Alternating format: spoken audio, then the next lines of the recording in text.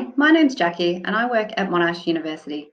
I'm here today to tell you a little bit about what Monash has to offer, the courses we have available, how you can study, some of our access schemes and scholarships. To start off with, I'm going to talk about our rankings.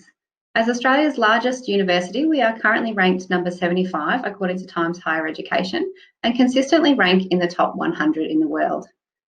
We are also a member of the Group of 8, which is the leading Australian universities, which are recognised for their excellence in teaching and research. We're also one of only 2 members here in Victoria. The Group of 8 universities produce graduates who find full-time employment sooner, begin on higher salaries, and are more likely to move on to postgraduate studies than graduates from other universities. What does this mean for you? It means that there will be times that textbooks that you're learning from were written by your actual lecturers. It means that we attract students and staff from all over the world. And not only will you be learning with the best, but you'll be learning from the best. Moving into our campuses, we have 4 main campuses here at Monash, including 2 city locations. So you can see these are marked on the map here for you. Starting with our 2 locations in the city, we have the Lonsdale Street Law Chambers, which is located in Melbourne City's Law Chamber and Courts precinct, and is predominantly for our postgraduate students. We then have the Collins Street location, which is exclusively for our Bachelor of International Business students, and is a great little location with a balcony overlooking the city.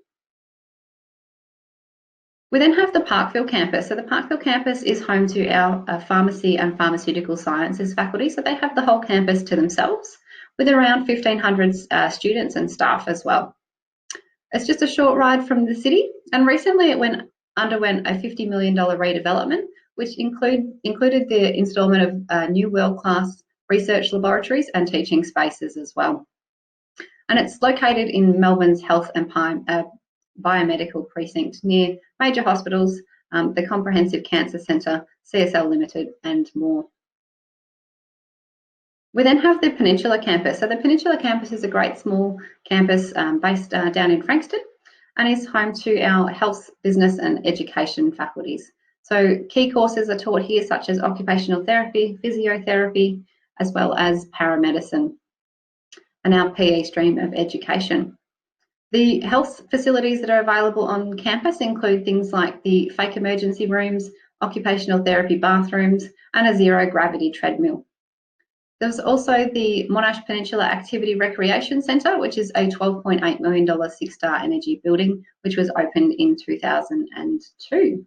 There's some great facilities available for our students there, and it is a really great small community-based campus, so you do get to know your lecturers and the staff and students that you're working with as well.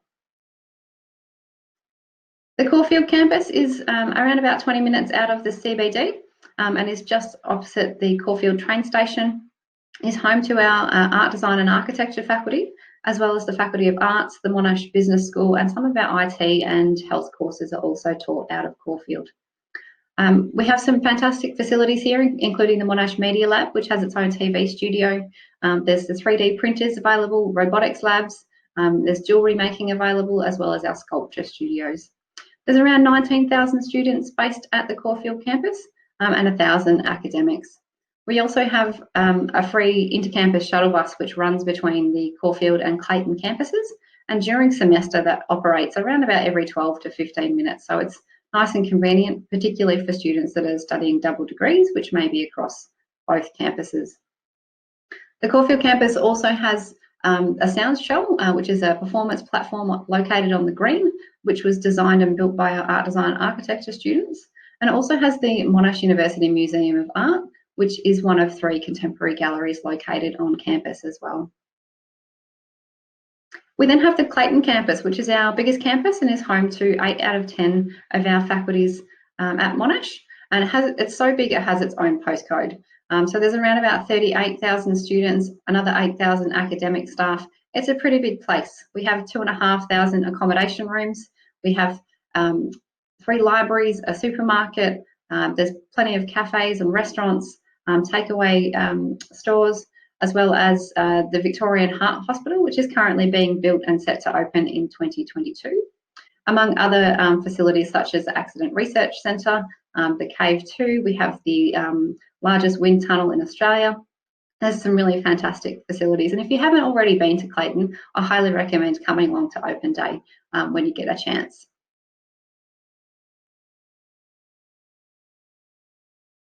Moving into what you can study at Monash. So we have 10 different faculties at Monash, and I'm not going to be able to go through each and every one of these today, but I would highly recommend that you have a look at our website or download the course guide to get some more detail on each of our study areas. But I will just briefly go over the faculties that we have. So there's the Art Design and Architecture faculty, which, as I mentioned, is based at Caulfield, includes architecture, design courses and fine art.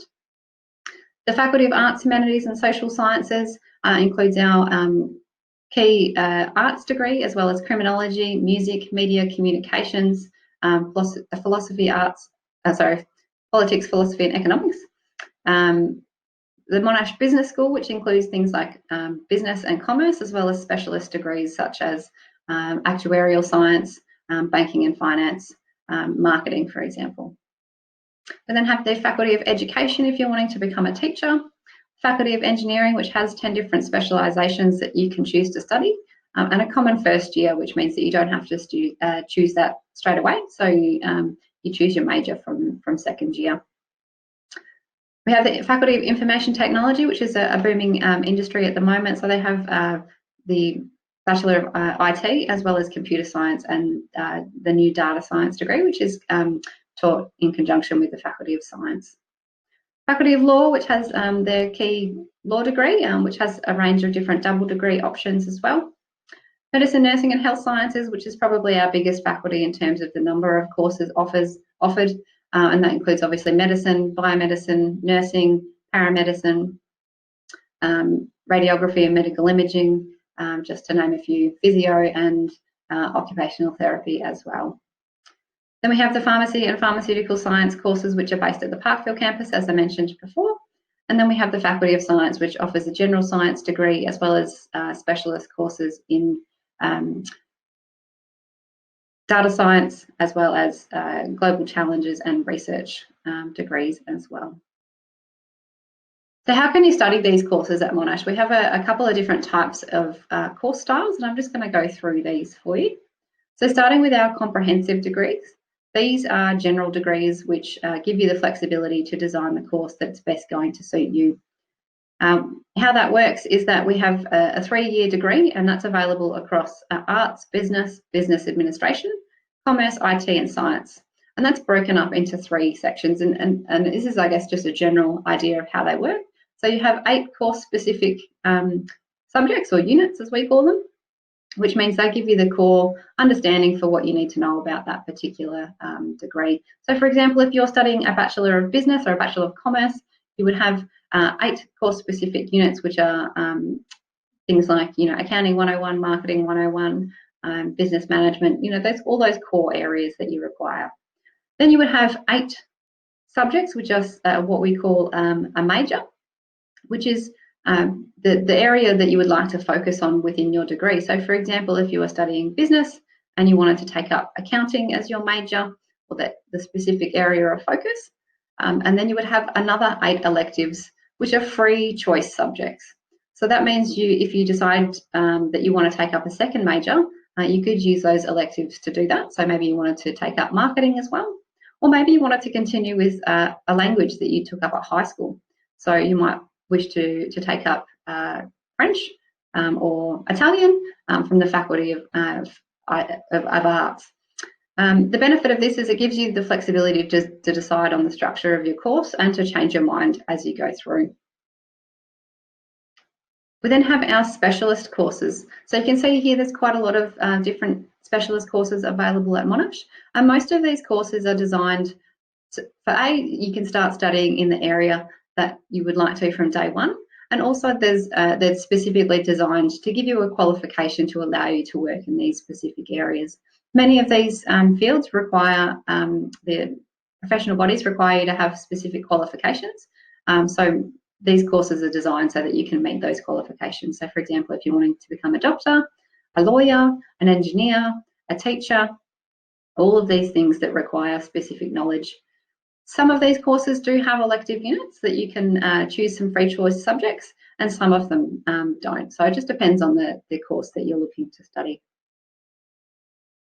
We then have our double degrees. So Monash is really well known for our double degrees, and we have over 140 different double degree combinations available. And around 1 in 4 students at Monash chooses to study a double degree. Reasons you might wish to consider this is perhaps you haven't decided or can't decide between 2 particular courses, or maybe you wish to combine 2 different areas. So for example, if you're wanting to be a secondary teacher, you do a double degree with education and maybe science. So you learn how to teach from the Faculty of Education, and you learn what you teach from the science degree. So that might be chemistry and biology, for example.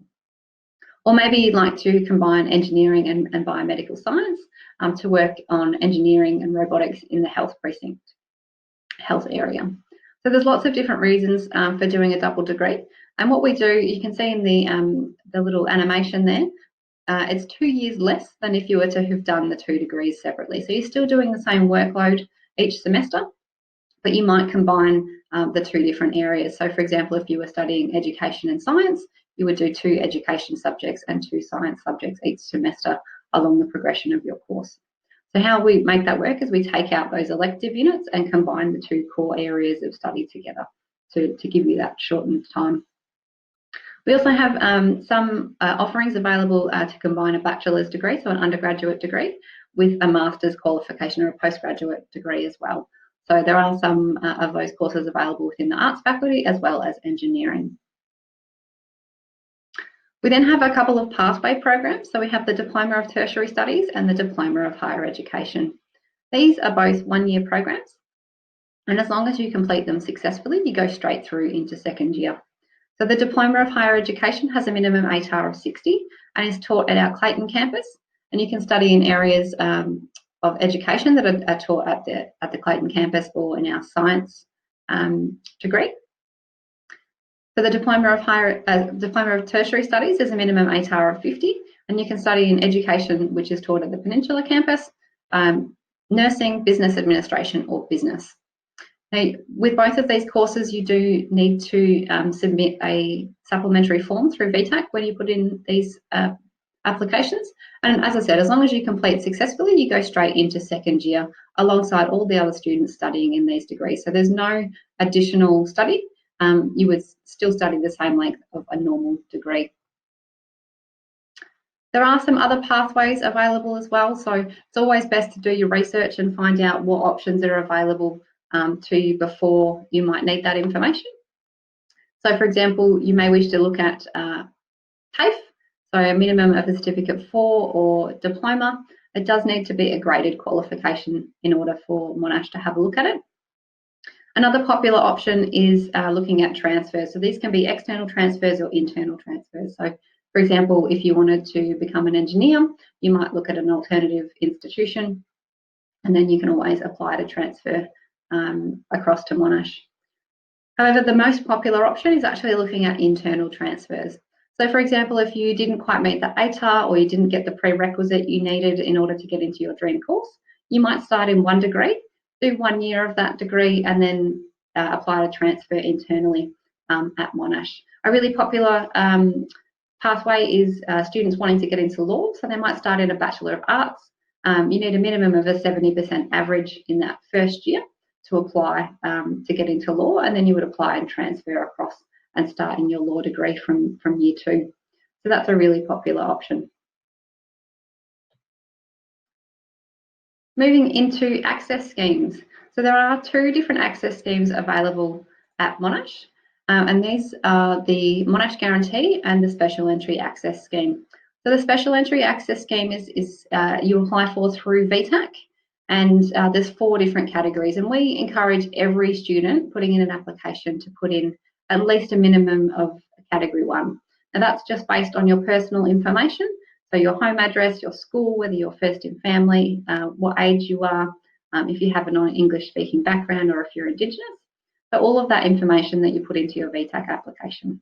And the Special Entry Access Scheme looks at any kind of education of disadvantage, and will give you an adjustment on your ATAR to take that into account. The other 3 categories are disadvantaged financial background, disability or medical condition, or any difficult personal circumstances that may have affected your high school study. So if those do apply to you, I highly encourage that you put in an application, but just be mindful that there's additional documentation and supplementary forms, whereas Category 1 is just a nice easy tick box, so it's nice and simple. So the Monash Guarantee kind of works across similar categories to C's.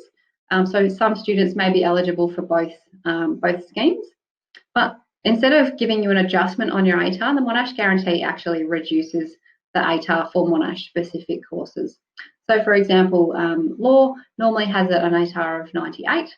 With the Monash Guarantee, that comes down to 94. So that is your achieved ATAR without any adjustment. So as I said, you may be eligible for both schemes, but you'll only gain entry via one of the two schemes.